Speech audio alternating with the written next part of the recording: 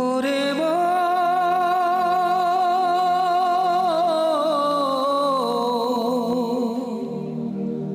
ওরে পাগল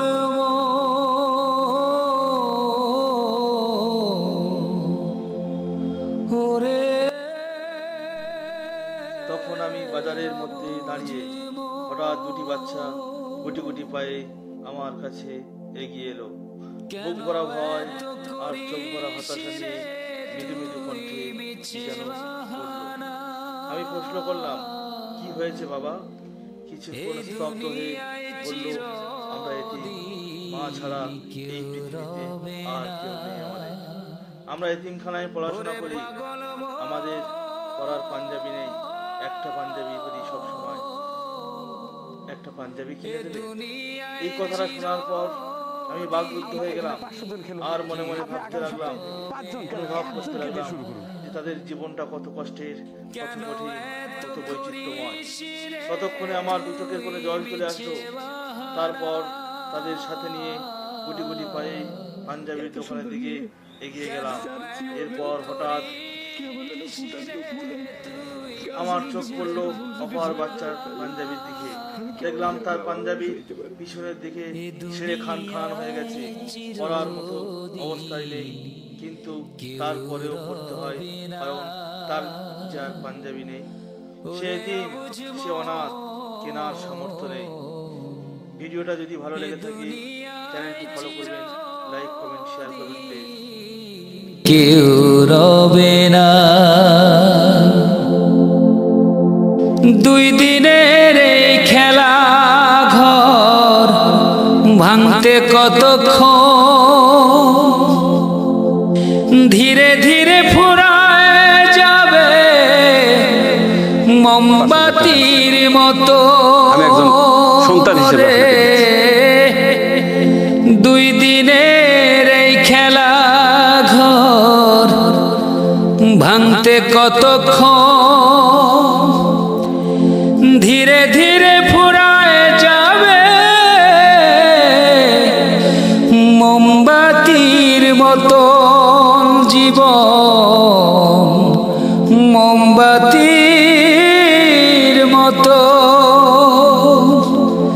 সময় থাকতে খুঁজে নে তোর আপন ঠিকানা, সময় থাকতে খুঁজে নে তোর আপন ঠিকানা, আপন ঠিকানা। কেন এত করিস রে তুই মিছে বাহানা?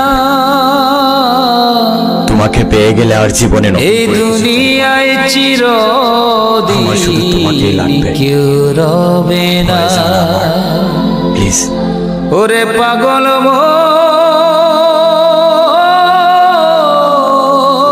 লেখাপড়া চালাতে হবে। এ দুনিয়ায় চিরদিন কেউ রবে না। ওরে পাগল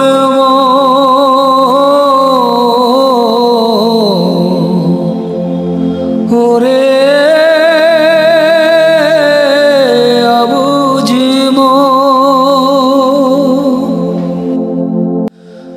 ওরে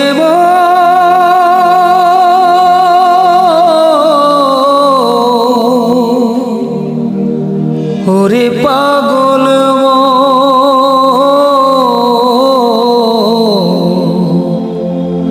ওরে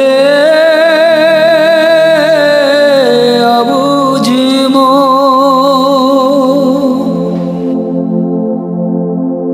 কেন এত করিস রে তুই মিছে বাহানা?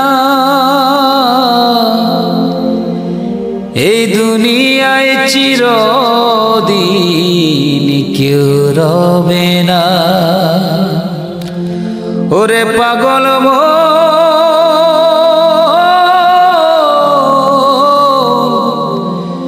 এ দুনিয়ায় চিরদিন এখানে 500 জন খেলো, আপনি আগামী সপ্তাহে 5 জন কেন 1 জনকে দিয়ে শুরু করুন। কেন এত করিস রে তুই মিছে বাহানা? এত সুন্দর মেয়ে কেন যার এত জীবনে করিস কেবল হলো ফুটান্ত রে ফুলে তুই গাছে যদি মিছে ফুটান্ত ফুল যদি ঝরে যায় তাহলে বাহানা? আমি কেমন করে বাবা হয়ে সইতে পারি।